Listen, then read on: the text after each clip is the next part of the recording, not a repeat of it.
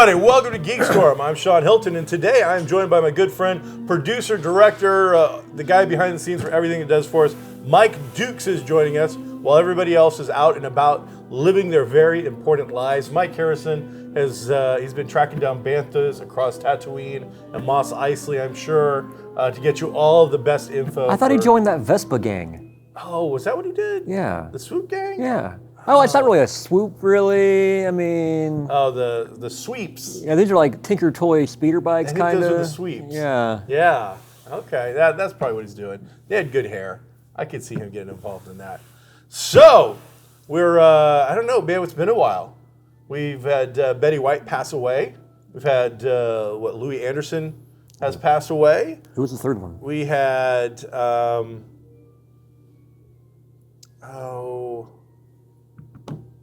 man, I feel really bad because it was another big name. Because Betty died a while ago, and then Louis and somebody else died on the same day. And you'd think I'd have notes, but Mike's the note taker, and then I just react to whatever he says. But somebody else is out there screaming at us right now. It's this guy, you idiot!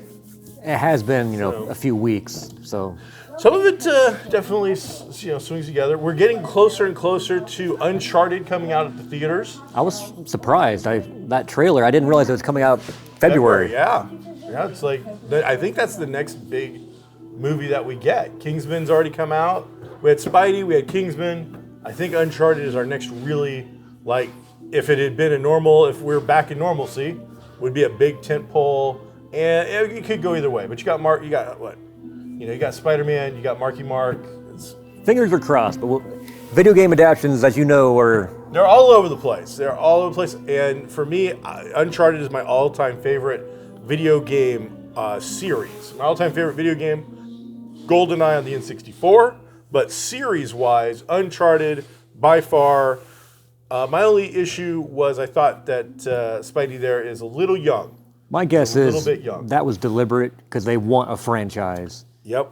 So casting both him and Sully at those ages gives you plenty of time. Yeah. Guys, I completely agree with you.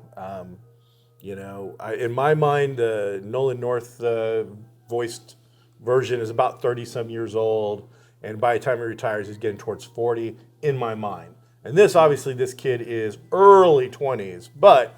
I think he actually is 25. Is he? Yeah. Okay, so you're going to get a movie every 3 or 4 years if this goes over. That's the thing is, this isn't a guarantee. And this could flop. I really am hoping for it. I really don't like Mark Wahlberg at all. I dislike him, but it's a personal thing of like how he's lived life and what he's done. Not his acting. His acting's fine. So I really didn't want him to Sully. But he's the dude. He's what we've got. Hopefully, they're two big enough names to anchor it. I'm also disappointed that we haven't seen any extra stuff. Like, where's a Lego set? Give me an Uncharted Lego set, man. I would love that. The only thing I have seen is they've re-released the last game of the Drake character, and then the downloadable content that was spun off into its own game featuring a couple of the female characters. Yeah. They put that together into a package and upgraded graphics and stuff, but I don't think there's anything extra in it. So that's it. That's all I've seen. Now, if there's anything else out there, you need to let us know, please, because I've read the one Uncharted novel I could find. It wasn't very good. I had an Uncharted board/card game. I gotta admit, I don't think I ever opened that. I've got like the art from the video games. Love Uncharted. Very much hoping it goes over well. The previews we show are very promising. My only fear is because the previews have focused on a couple of really, really big action scenes. Set pieces. Are they showing us all that now, and then the actual movie, those are the biggest things? I don't think so. I think the reason you saw the plane with the car and him falling out the window, that draws directly from the video game. Straight out of the video game. But then the most recent trailer had the two ships being... Yeah, but we're the last minute, so now I think is the last, hurrah, throw it out there. And I gotta admit, when I saw that, I'm like, that looked pretty cool. Now, I don't know what kind of helicopters we're using to lift ancient galleons out of the water and how they're not rotted to pieces and whatnot, but who cares? If you want to throw on Johnny Depp on top of the pirate ship while Nathan Drake and Sully are swinging around. I'll watch it. I'll show up. I'm your man. I'll be there for that. So. I mean, we got a 5th Indiana Jones movie coming out. That should be the last. Hopefully. We need a successor. And this has that potential. And again, because they're cast young, you can get a series of movies out of this. The successor to Indiana Jones is more Indiana Jones. That's the successor to Indiana Jones. I love Uncharted, and I want it to be its own thing. But we, as a fan base, need to come to the realization, if you want something, you have to give up something. Harrison Ford was really at the edge on Crystal Skull, and I think the overwhelming opinion of Crystal Skull is it's the worst of the movies. In fact, most people, I think, put it beyond Young Indiana Jones. The Atari 2600 game is probably a little bit better than Skull. My only real issue is Shia LaBeouf. Yeah. Once he started, I get the reference, but once he started swinging on vines with monkeys, that... They took it a little too far with some of it.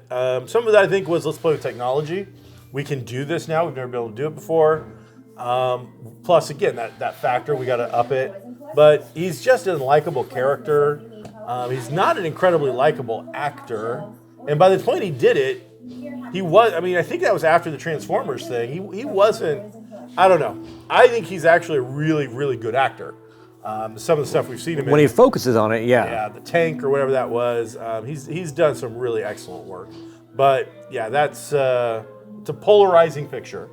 So, but I think we just need to come to the grips. If you want more Indiana Jones, you just got to DH him. Actually, I think it's a flashback scene, but they are de-aging him. All right, so we're going to use graphics. I saw the footage. They had the track markers on his face, so it will be done. It's time to recast. That's what I say. When I say DH, it's time to recast. If you want Indiana Jones in the 30s, 40s, and even early 50s time period, which is where that pulp era belongs, 28 through 51 in my head, that's the pulp era, with the 30s and the 40s being the biggest bulk of it. You just have to recast, and fans are going to have to get over it. Well, if you think about it, Spielberg wanted to do a James Bond movie, and that's when George Lucas said, I've got something better. And he pitched Indiana Jones to him. So Indy, I could easily see, just follow that same James Bond route. Every so many years, you recast, same character, keep it. Yeah, people accepted it with James Bond. I don't understand why the fan base can't accept it with Indiana. Well, because he is. Well, he was, and they said the exact same thing about Sean Connery going into Lazenby and then into, Roger Moore. But that being the case, and Sean Connery can always be your favorite. Harrison Ford is probably always going to be my favorite Indiana Jones, but I want more Indiana Jones. I'm currently reading the Further Adventures of Indiana Jones, the old Marvel comic. I spent years collecting this thing, finally got them all together, and then put them on a shelf and just ignored them for the last 2 or 3 years. So every winter I try to pick out a series and read it. This year I'm finally like, that was on my shelf last year and I didn't get to it. So I'm going to get to it. So I've been reading one every single day. And how does it hold up? It's really good still. In fact, if anything, it reminds me of why older books from that time period, older comics, in my heart, have an edge over some of the newer comics. Some of that is so simple. Some of it's based on page count. The comics were a page or two longer. Some of it's based on panel count. The average artist in a new comic draws 3 to 5 panels, 5 being a very busy page. These Indiana Jones are almost exclusively 5 to 6 panels every single time.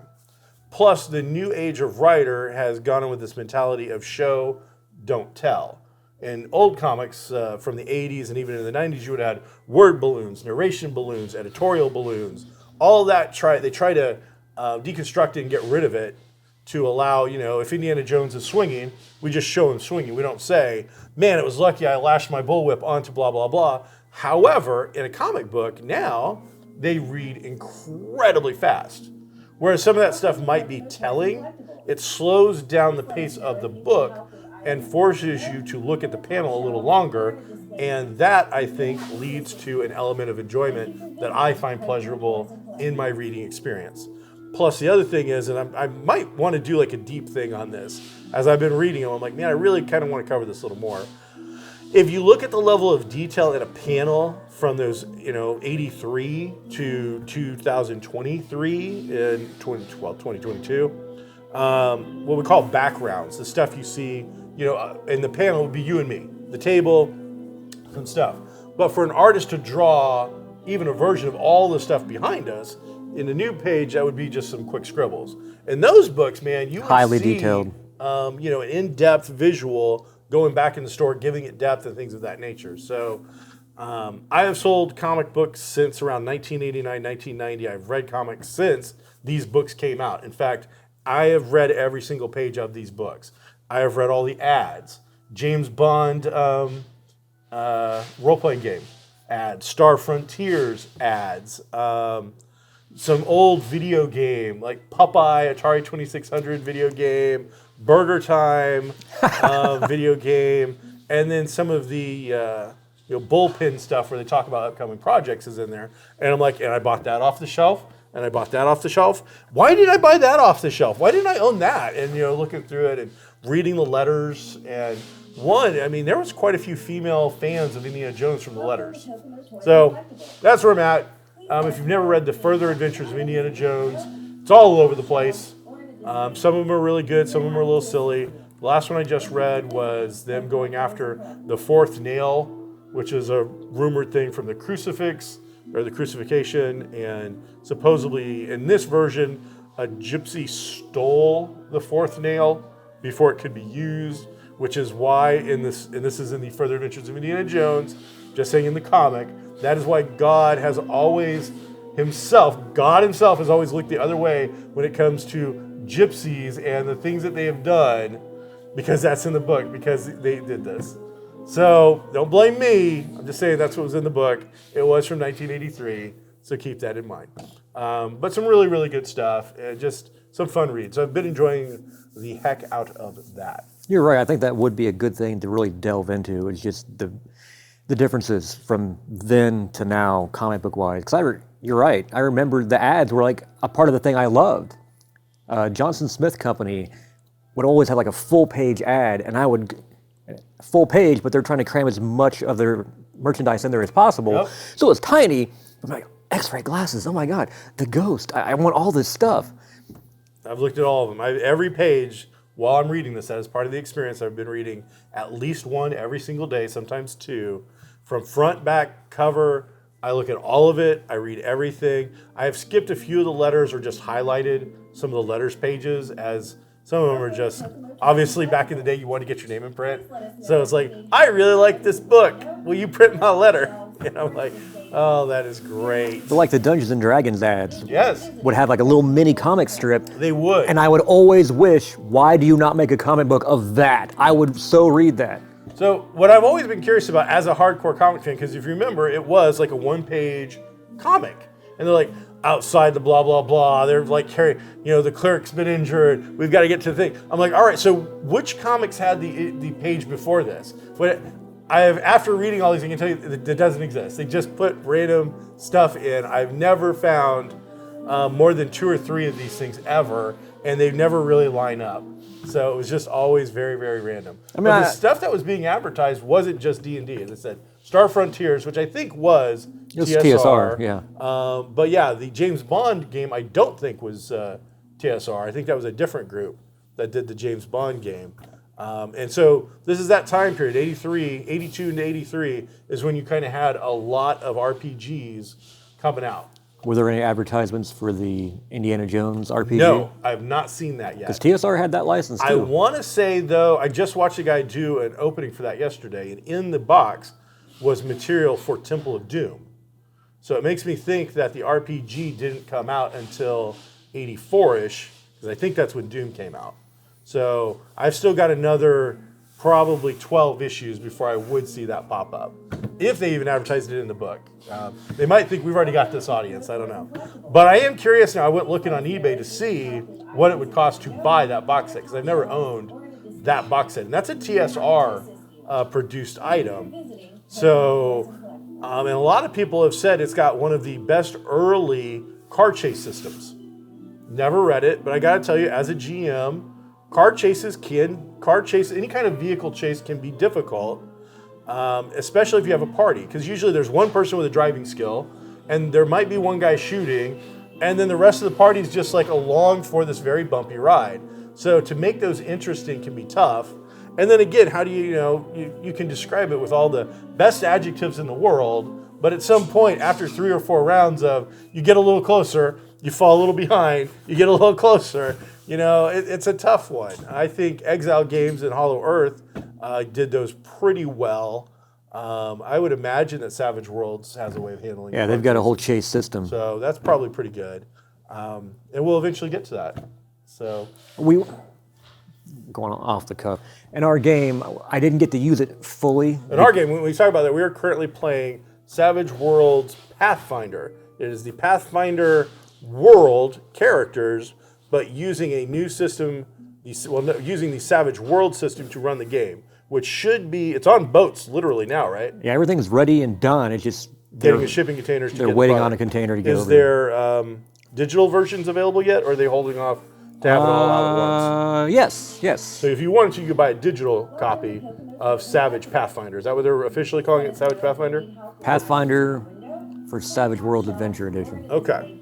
But so that is what we're currently playing. But the point where you were chasing the girl across the rooftops, Yes. I didn't get to use. I had the system in there, but because we're on camera, it was difficult to actually. Sure, because that's going to probably use miniatures, I'm guessing, a little bit more. Nah, I use the card system. Okay. But it does make it a point. They had the same problem. You have certain people who are just kind of stuck there doing nothing. This allows everyone to have something to do. So with the other group running the same game, they loved it. Okay. Because we were all right there. I could place the cards out. Everything worked. For you guys, because you're sitting over here, they're sitting over here, I'm back here, it was difficult to really, so I kind of like half used it. Okay. But it works really well.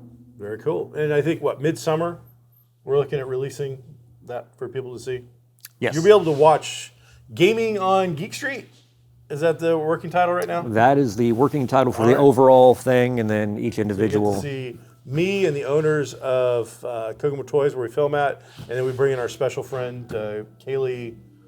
Kaylee Pemberton Rutz. There's 3. She's a serial killer, so I always forget. I'm like, which one's which? So Kaylee, the magnificent Margot. I think you'll really enjoy it. If you like watching tabletop RPG stuff, I think you'll get a kick out of this. It's a lot of fun. So I'm having a blast running it. I'm having a blast playing it. I'm having a blast trying to break his game. So I've not succeeded so far, but I've tried really hard.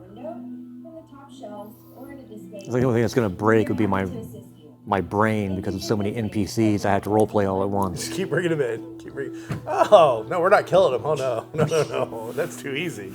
So very, very cool. So did you watch the latest episode 5 of Book of Boba Fett? I am caught up on Boba Fett. That is probably the only ongoing TV show right now that I am caught up on. But I enjoyed the heck out of it. So Bryce Dallas Howard, did you know Jawas are fuzzy? Jawas are furry? The pictures you have seen, I wouldn't have said necessarily they were furry. I would have the pictures you have seen almost make them look like they're rat type critters. So when they say furry, I would have thought of like a coarse fur, like is it groundhogs have that kind of, not a.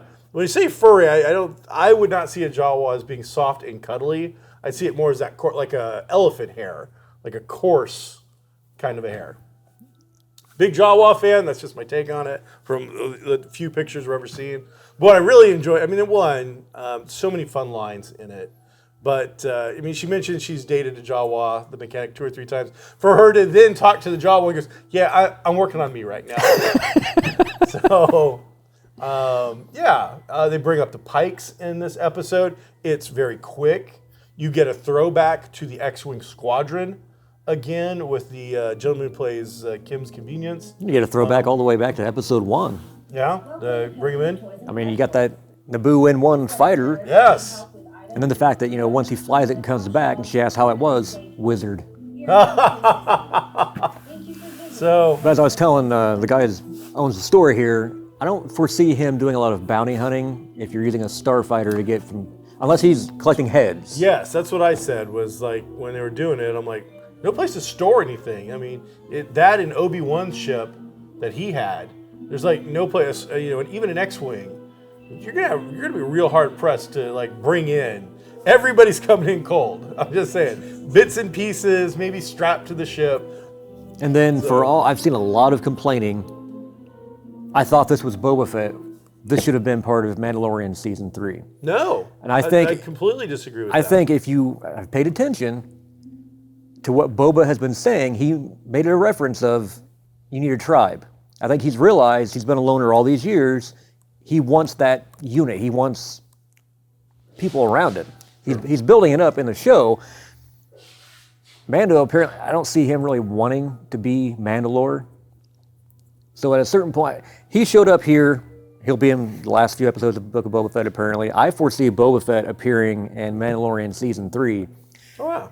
And because of the mythology that the armorer said, it's prophesized that the mythosaur will rise again. And yes. Who has a mythosaur prominently on their armor? Boba Fett. Who wants a tribe? Boba Fett. Things that I enjoy about it is, one, Boba Fett is not a Mandalorian. And in this, he doesn't make claim to be a Mandalorian. His whole thing is, that's my armor. Regardless of what you believe and what you say, I've earned it. It's mine, and anybody that wants to take it from me, I will hunt you down. So, and he's got the chain code that shows it belonged to Jango. Yeah. So, and there's no Beskar on his armor. He actually, yes. Is there? I can't remember what episode it was. He made mention, someone said something, and he's like, well, you can't go through Beskar. Because it doesn't look like Mandalorian's armor is got the Beskar and it's all super shiny. You look at Boba Fett's armor. Well, I assumed Vizsla, the big heavy guy. Yeah. I assumed that's Beskar, and he's not all shiny. The voices. Okay.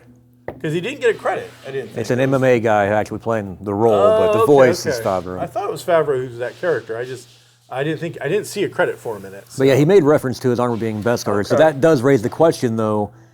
See, if it's Beskar, then I see what made the dent? Problem. Yeah. I mean, that was kind of throwback, too. Because originally, that was an unwritten thing for Clone Wars. It was going to be Cad Bane, and he have a showdown. He kills Cad Bane, or at least injures him, but Cad Bane hits him in the head, and that's what caused the dent. But if it's Beskar, a blaster bolt's not going to do that. So I don't know how that's all going to work out. One of the only things that got me in the episode was, why did she ask the question? They fight it out for the sword, which the armor is okay with them fighting it out for the sword. Fight it out. Figure it out. But at the end, once Mando has won the fight, she asked the question. Well, and I'm like, where did that come from? She did it again, season 1, when they fought it the first time. Okay. Because he, complained that he's using stolen Beskar to make armor, and that's when they got into a fight the first time. She, she stopped it and then asked them both again, have you removed your helmet? No. Have you removed your helmet? No. This is the way. Okay. So, all right. I don't know that. Have you heard something like, is he in the next couple of episodes? Because the way they left it, I'm going to do it, but I got to go do something first. I don't know if he's in the next couple of episodes, but if Boba needs muscle. Yeah.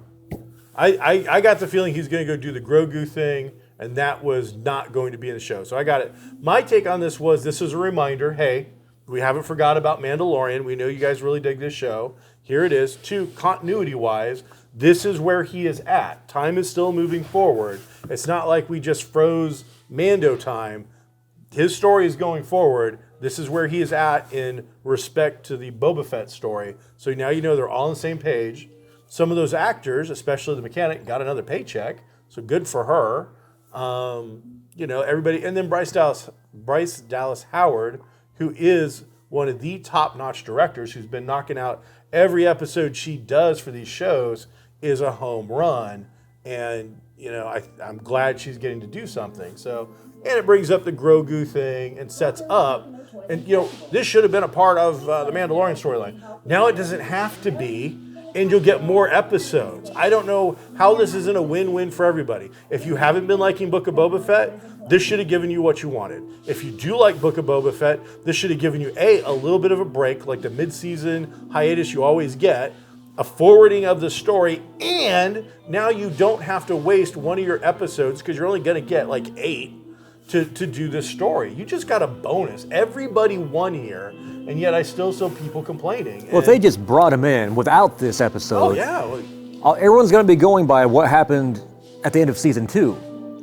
So he's got the saber. Why is he not leading all of Mandalore? What happened? This gives you he apparently really doesn't care to be leader of Mandalore. He's trying to forget about Grogu to a point, mind his business, do his thing, but because he couldn't use the saber correctly, you can tell Grogu's on his head. Sure. I think they make him a little chainmail shirt. I don't know if he is a little chainmail shirt or the I had it and lost it. The symbol, the mudhorn. Okay. If it's like a mudhorn, Beskar pinned it for him to wear since he took the little mythosaur he had. Okay.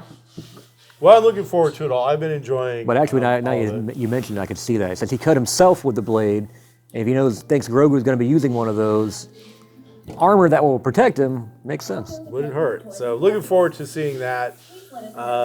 Disney Plus just keeps getting better. I mean, that first initial thing where you got Mandalorian and then nothing else, I should have just canceled my subscription for about 9 months. But now, there's constantly something on there to check out, and we're really looking forward to it. We saw the Moon Knight preview. Again, I wasn't necessarily thrilled with the Venom-esque costume and how it came on him. I thought the costume, I think, looks cool. How it came on with it just being this whipping thing of CGI or whatever, I didn't love that. In my mind, Mark Spector has always just